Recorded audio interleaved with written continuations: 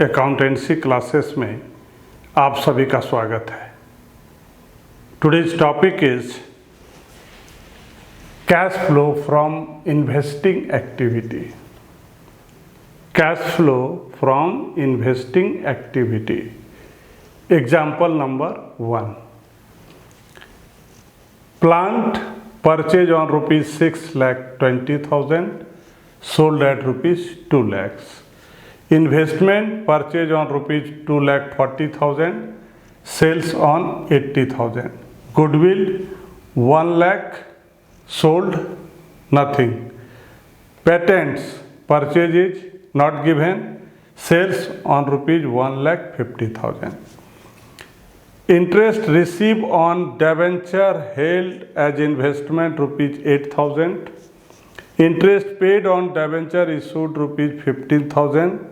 Dividend received on share held at investment ₹20,000. Dividend paid on equity share capital ₹25,000. A plot of land was purchased out of the surplus fund for investment purpose and was let out for commercial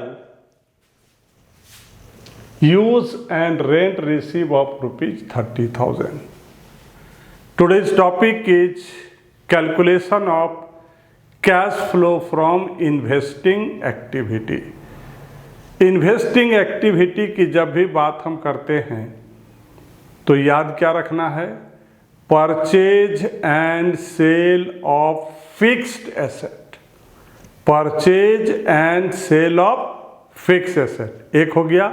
number 2, purchase and sale of non current investment. Purchase and sale of non current investment, दो चीज हो गया। तीसरा, interest, dividend and rent receive. सिर्फ आपको इतना याद रखना है, बाकी अगर क्वेश्चन में कुछ दिया हुआ है तो उससे आपको कोई मतलब नहीं है, ध्यान रखना है। तो इसके लिए हमने एक फॉर्मेट बनाया है, cash flow from investing activity for the year ending particular amount. कोई भी एक्टिविटी हो, अगर आपको लगता है कि अमाउंट रिसीव हो रहा है, that means this is the inflow of cash. अगर आप पेमेंट करते हो then this is the outflow of cash. अगर इनफ्लो ऑफ कैश आपको लगता है तो उसको प्लस करना है, और अगर आपको लगता है कि ये आउटफ्लो है तो इसको माइनस करना है। नाउ अब हम लोग इसको सॉल्व करते हैं। ये जो एग्जाम्पल नंबर 1 है, प्लांट की बात करते हैं। ये प्लांट क्या होता है? Fix asset. दैट मीन्स यहां पर क्या हो गया? Purchase of fix asset and sale of fix asset. Purchase of fix asset, sale of fix asset. जब भी हम परचेज करते हैं तो कैश पेमेंट करते हैं, that means outflow, that means minus. Sales of fix asset, sales of plant. Plant क्या है? फिक्स एसेट है, तो इसमें हम क्या करेंगे? कैश रिसीव करेंगे। तो जब आपको लगेगा कि कैश रिसीव कर रहे हो उसको प्लस करना है, जब आपको लगेगा कि आप पेमेंट कर रहे हो तो उसको माइनस करना है। So here purchase of plant, जब भी परचेज शब्द का इस्तेमाल करेंगे उसका जो रिलेशन है वो पेमेंट से होता है। परचेज का रिलेशन पेमेंट से, याद रखिएगा। परचेज है तो पेमेंट, और जब भी पेमेंट होगा तो कैसे दिखाना है? यहां देखिए, माइनस में। उसी प्लांट को हम यहां पर लिखे हैं proceed from sale of plant. अब हम प्लांट को सेल कर रहे हैं। जब सेल की बात होगी तो रिसिप्ट होगा, जब सेल की बात होगी तो रिसिप्ट होगा, और परचेज की बात होगी तो क्या होगा? पेमेंट होगा। तो रिसीव का मतलब इनफ्लो, कैश रिसीव का मतलब इनफ्लो, मतलब इसको कैसे लिखना है प्लस में, यहाँ देखिए इसको हमने प्लस में लिखा है 2 लाख। तो यहाँ पर हो गया, ये प्लांट का हमने सॉल्व कर लिया। क्या है, परचेज और सेल है, तो परचेज ऑफ प्लांट हो गया और सेल ऑफ प्लांट हो गया। अब यहाँ पर इन्वेस्टमेंट की बात है, तो इसका भी परचेज है और सेल है, तो यहाँ पर हम लिखेंगे purchase of investment and sale of investment. जब भी परचेज होगा माइनस में होगा, सेल होगा प्लस में होगा। यहाँ देखिए परचेज ऑफ इन्वेस्टमेंट, परचेज है पेमेंट, इसलिए इसके आइटम को हमने क्या लिखा है, माइनस में लिखा है।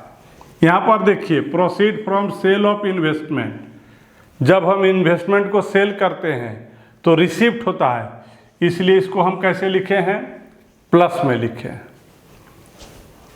इन्वेस्टमेंट भी कंप्लीट हो गया। अब हम गुडविल की बात करते हैं। ये क्या है, इनटेंजिबल एसेट्स है। फिक्स एसेट में टेंजिबल भी होता है और इनटेंजिबल भी होता है, तो ये गुडविल क्या है, fix asset, intangible fix asset. Goodwill कैसा एसेट है, intangible fix asset.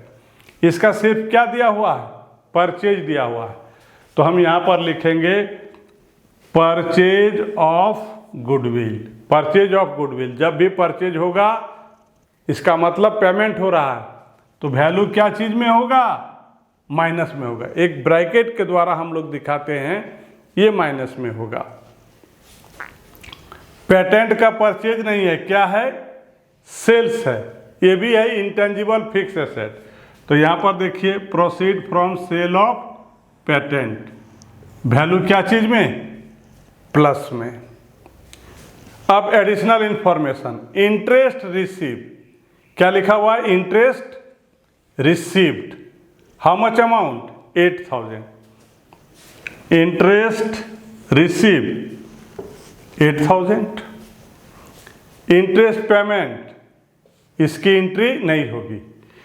Investing activity में सिर्फ रिसीव होता है, इंटरेस्ट का पेमेंट का एंट्री नहीं होता है। Dividend receive, dividend receive, how much amount, 20,000। फिर आपका डिविडेंड पेमेंट पेड दिया हुआ है, इसकी भी एंट्री नहीं होगी। यहाँ पर इंटरेस्ट, डिविडेंड और रेंट रिसीव सिर्फ 3 ही होता है, यहाँ पर इंटरेस्ट, डिविडेंड, पेमेंट नहीं होता है। इन्वेस्टिंग एक्टिविटी में इंटरेस्ट और डिविडेंड की एंट्री नहीं होती है। एंड लास्ट है रेंट रिसीव, 30,000। Rent receive 30,000। आपस में इसको हम प्लस माइनस करेंगे, देन वी गेट 4,72,000। बट ये जो वैल्यू आया वो क्या चीज में है, नेगेटिव में है। तो जब नेगेटिव में रहता है तब हम लोग यहाँ क्या लिखते हैं, कैश यूज इन। प्लस में रहेगा तो लिखेंगे कैश फ्लो फ्रॉम, और अगर ये माइनस में आएगा तो क्या लिखेंगे, cash use in investing activity. और ये जो अमाउंट आएगा उसी को हम यहाँ पर बाहर पोस्ट कर देंगे। Example number 2, calculation of cash flow from investing activity. Example number 2. In this example, there is mention 31st March 2015, 31st March 2014. That means here is given current and previous year, opening and closing year. हम लोग 2020 में है, हम लोग से जो नज़दीक में डेट है मीन्स 2015, ये करंट हो गया, और जो हम लोग से दूर है वो आपका बेस हो गया। ये करंट ईयर हो गया और ये क्या हो गया, base year. Investment in share of Mico limited, Mico limited में इन्वेस्ट किया गया शेयर पर। करंट ईयर का अमाउंट है 18 और बेस का है 8 lakh. 12% long term investment 1 lakh 50 and 5 lakhs. Plant and machinery 6 lakhs 4 lakhs. Goodwill 1 lakh 20 40,000. Some additional information. 9% dividend was received from Myco Limited. Dividend received how much percentage? 9%. A machine costing 50,000, depreciation provided theorem rupees 15,000 was sold for rupees 40,000. Depreciation charge during the year is rupees 55,000. अगर इस question को गौर से देखेंगे, यहाँ पर एक आपका fix asset है प्लांट एंड मशीनरी, जिसका एडिशनल इंफॉर्मेशन यहाँ पर दिया हुआ है। आप पढ़ रहे हैं example of investing activity. Investing activity में हम लोग सेल और परचेज करते हैं फिक्स और नॉन करेंट एसेट का, plus dividend, interest on debenture and rent is receive, बस यही होता है। एक ऐसा क्वेश्चन प्लांट एंड मशीनरी, यहाँ पर इसका ओपनिंग और क्लोजिंग दोनों दिया हुआ है और साथ में एडिशनल इंफॉर्मेशन दिया है। तो वैसे फिक्स एसेट जिसका opening and closing is already given, opening और क्लोजिंग दोनों दिया है, इंक्लूडिंग क्या है, एडिशनल इंफॉर्मेशन में भी उसकी चर्चा है। ऐसे सिचुएशन में हम लोगों को प्लांट एंड मशीनरी अकाउंट का लेजर बनाना पड़ता है। बना दिए, ये डेबिट हो गया, इधर आपका क्रेडिट हो गया। यहाँ पर आप देखिए, ये आपका बेस हो गया, ये हो गया करंट, दैट मीन्स ये ओपनिंग है और ये क्या है, क्लोजिंग है। ओपनिंग को हम लिखेंगे टू बैलेंस बीडी, ओपनिंग को हम क्या लिखेंगे, टू बैलेंस बीडी, और क्लोजिंग को क्या लिखेंगे, बाय बैलेंस सीडी। ध्यान रखिए, कब आपको अलग से प्लांट एंड मशीनरी अकाउंट बनाना पड़ता है, एक ऐसा फिक्स एसेट जिसकी चर्चा एडिशनल इंफॉर्मेशन में हो और उसका ओपनिंग और क्लोजिंग ऑलरेडी दिया हो, तो वैसे फिक्स एसेट का हम लोग एक वर्किंग नोट में अकाउंट बनाते हैं अलग से। ओपनिंग को कैसे लिखते हैं, टू बैलेंस बीडी, और क्लोजिंग को क्या लिखते हैं, बाय बैलेंस सीडी। यहाँ पर ओपनिंग और क्लोजिंग दिया हुआ है, ये है ओपनिंग और ये है क्लोजिंग। यहाँ पर इंफॉर्मेशन है 50,000 का आपका गुड्स है, एक मशीन है 50,000 का, 50,000, और उसका डेप्रिसिएशन है कितना, 15,000। यहाँ माइनस कर दीजिए, 35,000, लेकिन आपने उसको कितने में सेल किया, 40 में। कितने में सेल किया, 40 में, और इसका वैल्यू घट करके कितना हो गया, 35। तो 35,000 का प्लांट एंड मशीनरी आपने कितना में बेचा, 40,000 में। दैट मीन्स यहाँ पर प्रॉफिट कितने का हुआ, 5,000 का। तो उसको हम यहाँ पर दिखाते हैं, to profit on sale 5,000, to profit on sale 5,000, और जितना में हम सेल करते हैं उसको यहाँ दिखाते हैं, बाय बैंक अकाउंट 40,000। हमने एडिशनल इंफॉर्मेशन में दिया हुआ है एक 50,000 का प्लांट एंड मशीनरी था जिसका डेप्रिसिएशन 15,000, माइनस करने के बाद वो कितना बचा, 35, बट उसको हमने कितने में सेल किया, 40,000 में। तो जब भी आप सेल करोगे तो लिखोगे बाय बैंक अकाउंट 40,000, प्रॉफिट कितने का, 5,000 का। लॉस होता तो इधर लिखते, प्रॉफिट होगा तो इधर लिखिएगा। और पूरे साल भर का जो डेप्रिसिएशन है वो है 55,000। सो यहाँ पर बाय डेप्रिसिएशन 55,000। दोनों तरफ बैलेंस करेंगे तो डेबिट साइड में 2,90,000 कम हो जाएगा। जब हम दोनों तरफ ऐड करके एक दूसरे को माइनस करेंगे तो डेबिट साइड में कितना आएगा 290। उसको हम लिखेंगे टू परचेज अकाउंट। जो बैलेंसिंग फिगर होगा उसको क्या लिखेंगे टू परचेज अकाउंट। इस वर्किंग नोट का दो चीज calculation of cash flow from investing activity में जाएगा, याद रखिएगा। एक by bank account that means sale of plant and machinery, और दूसरा purchase of plant and machinery. How much amount 2,90,000। Cash flow from investing activity.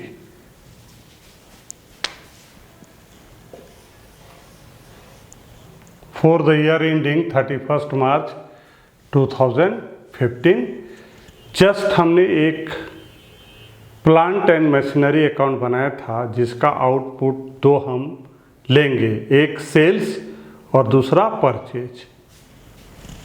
Cell of plant and machinery 40,000 उसमें दिया हुआ था, और purchase of plant and machinery 2,90,000।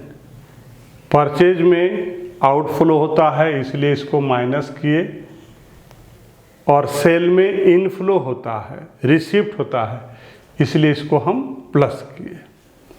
Next है investment in share. Starting में 8 था, अभी हो गया 18 लाख। दैट मीन्स यहाँ पर क्या हो गया परचेज हुआ है। अमाउंट अगर इंक्रीज करता है दैट मीन्स परचेज है। Purchase of investment, investment in share 10 lakh. दोनों को आपस में क्या करते हैं, ये दोनों को आपस में माइनस करते हैं। और अगर परचेज की बात हो तो क्या करना है माइनस करना है, -10 लाख। अब अगर इन्वेस्टमेंट की बात है तो यहाँ पर डिविडेंड दिया हुआ है, तो जब भी हम डिविडेंड निकालेंगे तो किससे निकालेंगे, बेस से, प्रीवियस ईयर से, स्टार्टिंग से। ये हमारा स्टार्टिंग है, ओपनिंग है, और ये है क्लोजिंग 8। 9% ऑफ 8 लाख कितना आएगा 72। Dividend receive 72,000। नेक्स्ट हमारा है 12% लॉन्ग टर्म इन्वेस्टमेंट। पहले 5 था, अभी हो गया 150। इसका मतलब हमने क्या किया, बेच दिया। अमाउंट बढ़ता है दैट मीन्स परचेज। और अगर पहले 5 था अभी 150 हो गया, पहले 5 था अभी 150 हो गया, दैट मीन्स हमने क्या किया, इन्वेस्टमेंट को सेल कर दिया। Sale of investment, how much amount 3,50,000। ये 3,50,000 कहाँ से आता है, ये दोनों को आपस में क्या करते हैं, सब्ट्रैक्ट करते हैं। ये दोनों को आपस में सब्ट्रैक्ट करते हैं। अब देखिए यहाँ पर दिया हुआ है 12%, तो ये 12% किसका निकालेंगे, इसका निकालेंगे, इनिशियल का जो स्टार्टिंग है, जो बेस है। तो 12% ऑफ 5 लाख कितना आएगा 60,000। Interest receive on investment 60,000 receive है इसलिए प्लस में होगा। नेक्स्ट आपका है गुडविल। पहले 40 था अभी 120। अगर अमाउंट इंक्रीज कर रहा है दैट मीन्स यहाँ पर परचेज हो रहा है, goodwill purchase. How much amount, एक दूसरे को माइनस करेंगे, देन वी गेट 80,000। तो जहाँ परचेज की बात होगी वहाँ पर क्या होगा, माइनस में होगा।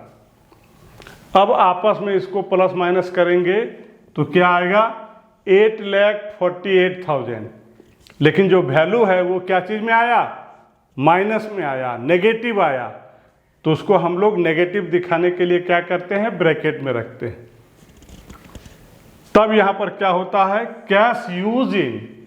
जब वैल्यू नेगेटिव में आएगा तब कैश फ्लो नहीं होगा, cash use in investing activity, और इस अमाउंट को फाइनली हम कहाँ लिख देंगे, यहाँ पर बाहर में रख देंगे और ब्रैकेट कर देंगे। ब्रैकेट का मतलब हो गया कि वैल्यू हमारा क्या चीज़ में है, माइनस में है। डियर स्टूडेंट, अगर आपको मेरी वीडियो अच्छी लगती है तो चैनल को सब्सक्राइब कीजिए, वीडियो को लाइक कीजिए, शेयर कीजिए। Thank you.